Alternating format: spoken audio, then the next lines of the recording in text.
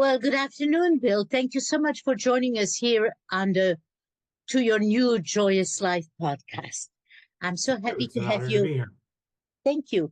I'm so happy to have you on because I know you try to make the elderly happy, at least have a more comfortable life. So, would you like to introduce yourself to the audience and tell them a little bit what it is that you do? Okay. So, as I like to say, is that if you had told me about 20 years ago what was going to transpire with my journey with my mom, and I'd be doing what I do today and talking to you today, I'd say you're crazy. You couldn't make up the scenario. I'm living in Portland, Oregon. I'm originally from New England. My mother was living in Biloxi, Mississippi. And as you can tell, I'm not from there. But in the early to mid 2000s, she was showing some disturbing signs. And while I'm holding down a full-time job with the state of Oregon, completely Mhm. unrelated to what I do today, I was thrust into a role which I never expected to happen, and that to be my mother's caregiver, because she was showing signs of paranoia, agitation, confusion, not taking care of the house, not taking care of the finances as well as she used to. And we were thinking that, well, she's just tired. She's stressed. She's getting a little older. And she was in the role of a caregiver for my late stepfather. Okay. Mhm. And nobody else in the family has Alzheimer's. And she was in her early 70s. So why would we think otherwise, right? Right. So we were thinking, okay, if my stepfather went into a care community or facility, or he passed away because he was on and off hospice, would my mother, Sheila, bounce back? We never got that opportunity because what happened on the Gulf Coast in New Orleans in August 2005? Katrina, Katrina, absolutely. You get the prize today. I'll send it to you. thank you. So the house that they had lived in for about 3 decades was Mhm. completely swept away down to the foundation in the storm surge. Needless to say, when she had evacuated, but when she came back to the where she thought the house would be, the trauma of seeing it gone completely exacerbated and accelerated whatever was going on with her. Mhm. Yeah. She was moved safely with step family to North Carolina.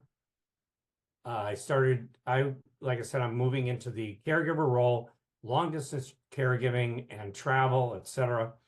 And we were collaborative, trying to get mom back on track, all the family members, whether it Mhm. was helping with a computer or providing some funds or buying clothes or that type of thing. That evolved as time went on. But I'm going to tell you a story about what happened right after the storm and she had evacuated, because I think it illustrates vividly what the disease does. So soon after, just a couple or a few days after the storm, she's in North Carolina. She's trying to exit seek from my stepbrother's house. Okay. They didn't have a good relationship, so that was part of what drove her. Mhm. Fortunately, she's out the driveway trying to leave. Another family member gets on the phone and says, Sheila, if you don't get back in that house, you may end up somewhere you do not want to be, like Okay. institutionalized, right? She got the message, still was clear enough on that. I was planning on going very shortly anyway. I get on the next possible plane to North Carolina. I show up. She's glad to see me. She's calmer. And I tell mother a little, some people call it white or therapeutic lie. I call it compassionate deception. Compassionate what? Deception. Deception. Okay. Said, Mom, tomorrow we're going to go see a new doctor. Oh, okay. That sounds like a good idea since we're in a new place. We were going to the emergency department Oh. there in Wilmington, North Carolina. That 10 hours when we're in or in an adjacent room to the ER Mhm. was the hardest emotional night of my life. My mom was so stressed, so agitated. So she looked like a caged animal. I barely recognized my sweet mother, and we had a really good relationship. Mhm. Fortunately, finally got a geriatric physician to see her, admit her, get her some medication, which she needed to calm down. The next morning, I get off the elevator, sees me coming, and she says, "There you are. There's my savior." Oh, wow. It illustrates a lot about what the disease is like. So that was the start. You know, that was not the beginning of the journey because we knew there's some problems beforehand, but that's when everything changed. And while I'm trying to hold down the full-time job, I started attending a support group. I started getting counseling, looking at a care community, wanted to go to a nonprofit, faith-based one, which had a great reputation. I knew a lot about it. Mhm. And after she was with an aunt in Florida, South Florida, moved her out here in 2008. She was in assisted living for less than a year, but then 4 years in memory care. She passed away, and I was the primary caregiver and advocate, again, with support from my family, including my wife here, and Mhm. another aunt who moved out here from New York to help me take care of her, which was, gold. That was platinum, whatever you want to call it. Mhm. So uh, she passed away at 83, 11 years ago. I kept attending the support group. A few months later, I became the facilitator, not what I was expecting. Right. Then I started doing fundraising like the Walk to End Alzheimer's and advocacy at the Capitol to get more research funds for Alzheimer's research. But then as I was approaching retirement for that unrelated state job, I thought I was just going to do more volunteering. But I came across this concept of a caregiving support consultant, and actually 8 years ago this month, I started my business. And the really short version of that is I turned my personal loss, my pain, into my passion and my encore career. That's wonderful. That's wonderful. Thank you for sharing that, Bill. My pleasure. So, since you're doing that, um, let's see, what are your ideal or typical clients and when should they contact you? As soon as possible. As soon Okay. as, because primarily whatever family member it is that's closest to the situation, whether it's a spouse or adult child, and I will answer the first part of your question, Mhm. are aware of those problems. They're seeing disturbing signs, which we can also get into. Uh, they need to take some actions, and whether it's me or somebody else, they should be, job one is make sure your loved one is safe and getting the care they need. Mhm. 1B is take care of all the legal aspects, power of attorney, advance directive, appointing the personal representative, and things like that.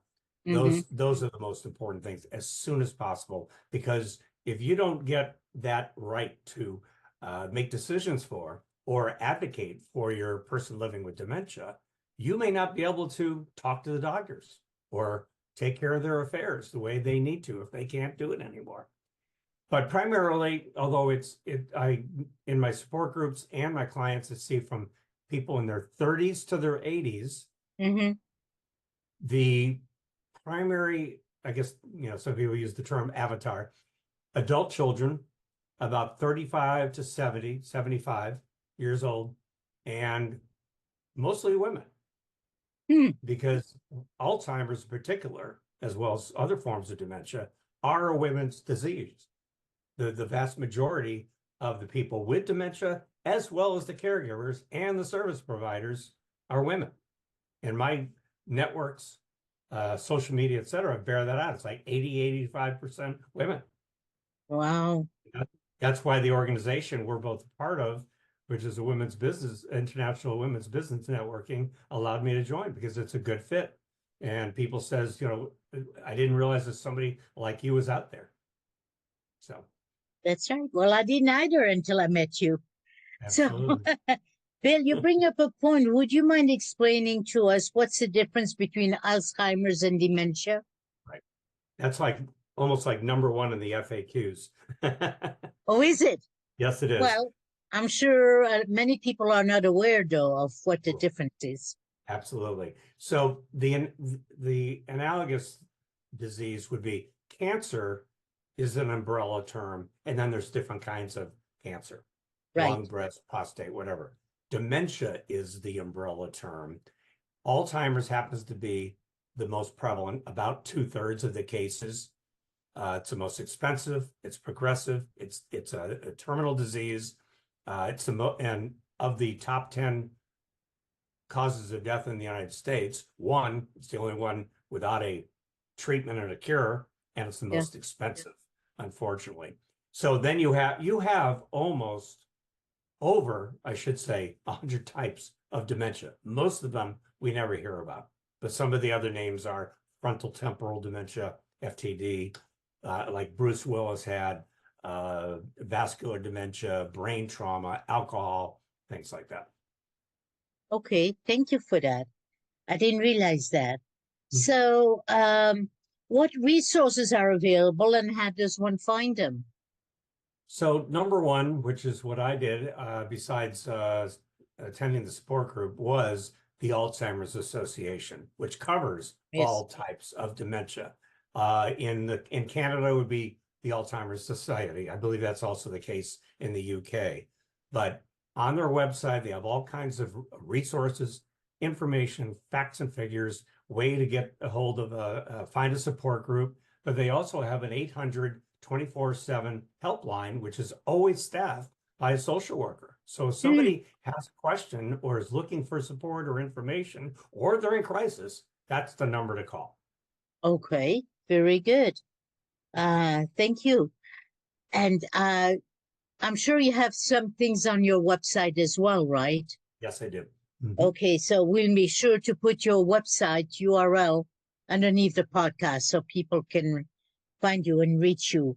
Okay. So can you tell me what are some of the biggest problems, excuse me, or concerns that caregivers have? Mhm. So, like I was saying, like job 1A and B, the legal and making sure they're safe and care. I think it's after you just asked about resources, what do I do now? Where do I go? And here's part of the problem. Unlike some diseases like cancer or cardiovascular, there is a treatment, there is a cure, or there's at least a plan, right? Mm-hmm. When it comes to dementia, a lot of times the physician, especially the primary care physician who has little or no training in dementia, doesn't even give them a diagnosis. They say, well, you've tested, you've got cognitive impairment, or you have early stage dementia, or what have you, and you're basically on your own. Keep them as comfortable and out of pain as possible. And this is how a lot of people feel. I did back then. Where's the pamphlet? Where's the plan? Where's the treatment? Where do I go now? And Mm-hmm. people feel really let down because Big Pharma doesn't have any answers. They're getting closer. The research is showing us why it happens better, how to diagnose it better. There's a lot of early testing that's coming on the market very shortly, and we're getting some treatments, but there's still no cure. It'll probably be some kind of combination of medicines and behavioral choices, lifestyle choices, that type of thing. So really, where I fit in is the emphasis is on the person with the disease, in this case, dementia, right? Mm-hmm. Rightly so, because they can't take care of themselves. They may not be able to make their own decisions. But who's saying to the caregiver, how are you doing? What support and resources do you need? And that's sorely lacking. It was 20 years ago, and it hasn't improved much from what my clients and my support group people tell me. So I try to fill in that gap to support the caregiver. They're my clients, so they can take better care, not only of their loved one, but also of themselves, self-care, managing the care, self-care, and maybe practicing a better prevention.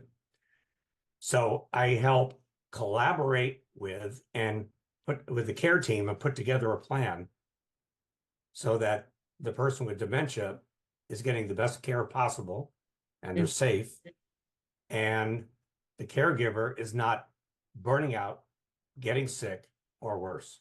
Because here's a startling statistic. When it comes to dementia, for caregivers 70 years and older, 2/3 of the caregivers predecease the person they're caring for. That's Two thirds. tragic. What did you say, Bill? I'm sorry, I didn't quite catch it. 2/3 what? 2/3 of the caregivers Yes. cease the person they're caring for, Oh, which is not only tragic, but it's also preventable because they don't take care of their own health. They try to do too much themselves. They try to do it all at once without getting the support that they need, whether it's family, friends, coworker, ex-coworkers, neighbors, your church, whatever. hmm, And they're just trying to take too much on instead of finding support and breaking it down. This is the most important thing. Then what's next? Kind of like triage, right? Like right, the battlefield or in the ER, right? right. So that's the biggest problem is they try to do too much themselves, and I try to support them and help them feel not so alone, exhausted, Mm, overwhelmed, stressed out. Because that's what I needed. I'm I sure. needed that Yes. support, and other than my family and the support group, I found it sorely lacking. Okay, very good. So there's one more aspect I'd like to touch upon, if it's okay with you. Of course. I hear more and more attorneys specializing in elder care due to elder abuse. Um, so can you explain to us what an elder mediator actually does? Mhm. Okay. And actually, there's the two parts to that. Okay. You'll see in the notes, or you can see on my bottom of my name. I'm also a certified senior advisor. And what that is taking a holistic approach, a Mm-hmm. broader perspective by, again, putting together the team. But it's not just about making those recommendations, protecting our most vulnerable population from fraud, abuse, predatory practices. Mm-hmm. Now, when it comes to elder mediation, yes, abuse can be part of it, but it's primarily when families can't decide among themselves, they're at an impasse. I mean, some families can't have trouble ordering pizza for dinner, let alone who, where, and how to take care of their loved one, Right, right? right. So I come into a role as an objective, impartial third party who keeps them talking, help them come to an agreement everybody can live with. Not everybody's not going to get exactly what they want, but Right. it's what they can agree upon. Keep talking. The idea is that it's private. It keeps you out of the courts, not dealing with expensive attorneys. I am not what's called a certified elder mediator because that's what a court case would require. I am trained as a mediator, and again, keep it private, keep it less expensive, and help them get to a decision they can all agree to. I do have to let them know that I am not going to fix your family problems. I am not a therapist. Okay. That's good to know. I remember one case where I was working with a family, and during one of the conversations with all four of them, they were split right down the middle. One of the siblings says, "Well, at least we're not yelling at each other." That's a lot. That was a win. Yeah. So I know you touched upon it briefly, but we're coming toward the end of our conversation here. Would you like to tell us about your volunteer work, including your support groups, fundraising, and advocacy? Sure. And I think I did touch upon it briefly earlier. I started doing that even before I formally retired. I'm really not retired. Obviously Excuse me, but I not. used to be, but it doesn't feel like work because it's something I'm passionate about. But I continue to do that one original group that I did starting attending 20 years ago. I also lead another one that's out of it's a nonprofit out of Vancouver, Washington, across the river from Portland, Oregon, where I live. Uh-huh. Uh, those are weekly groups, but the meetings are right across the street at a care community that I live across from. It's every Saturday. Again, I do the fundraising. I've done the Walk to End Alzheimer. I think this will be my 11th year Wow. fundraising for additional research in my mother's honor, Team Sheila. Oh, nice. Yeah. And then besides the support groups, there is what's called a memory cafe. And I like to explain where that started from. Some people at the group across the street, their spouses would say, "Are you talking about me in the support group? And why can't I come?" So the spouses said, the caregivers said, "Is there something for both of us?" Now, there are some programs through the Alzheimer's Association where they can do what's called early stage programs where the caregivers are in a support group, and then the person with dementia is in an activity like watercolor painting, things like that, right? Mhm. But in the case of the Memory Cafe, usually it's primarily socializing, reminiscing, and they may do the same activity each time. I do something different each time. It can be art, it can be music, it can be virtual bingo or in person. We've done yoga and breathing, we've done meditation, all kinds of things, brain exercises, and Oh, they have a great time. Like one is from I don't know if you've ever heard of Dementia Map. They have a thing called memory joggers, and what it is, and illustrates how the disease, how it works. Somebody who has dementia, and it has to be no later than early stage or mild cognitive, they can't remember what they had for breakfast, but they have a long-term memory, old memories. So what we do is we start a sentence and then each person finishes it, such as a rolling stone gathers no moss, right? okay. A penny saved is a penny earned, right? They complete the sentence because these are old memories and they have a great time playing them. Another one is what we do is it's called the Have You Ever game, where you say, have you ever, and yeah, I changed it from just airplane to say seaplane. Have you ever ridden in a seaplane? And they say yes or no. Well, tell us a story about when you flew in a seaplane. Where was it? Where were you going? Were you scared? And it gets them thinking back to an old memory, which comes right out, even though, like I said, they can't remember anything like from the last day or two. Right, right. I So saw that that's with my mother as well when she Mhm. had it, for childhood, when she was growing up, when she was a young girl, no problem. Right. Yeah. Couldn't tell you what she ate for breakfast. That's right. Yeah. And I'm also very involved with my local Chamber of Commerce. I am an ambassador and I co-chair our health and wellness team and do events and a wellness fair a couple times a year. Because even though I'm not a practitioner, I like to call it because I talk about self-care and prevention and educate and make people aware about dementia, et cetera. I call myself wellness tangential. Okay. So because it's very important to me that people take good care of themselves, eat better, stay away from crappy junk food, get their sleep, keep mentally, physically, and socially active. And that's for everybody, not just Hmm. the person who's showing the early signs. It's very Hmm. important for everybody to practice things better so that you can stay as active and have quality of life for as long as possible. I don't have my mother's risk factors, but like the environment around Mississippi or her own behavioral choices or lifestyle choices. But I'm Hmm. still very proactive about my health. Very good. Well, Bill, thank you so much for joining us. I'm so happy you found a new passion. Yes, me Excuse too. me. This is what I keep trying to tell my audience. You can do a career transition at any time within Yes. your means. And, why be miserable in your life? So I'm so glad you're happy and doing what you love to do. And thank you so much for coming to talk with us and sharing your experiences.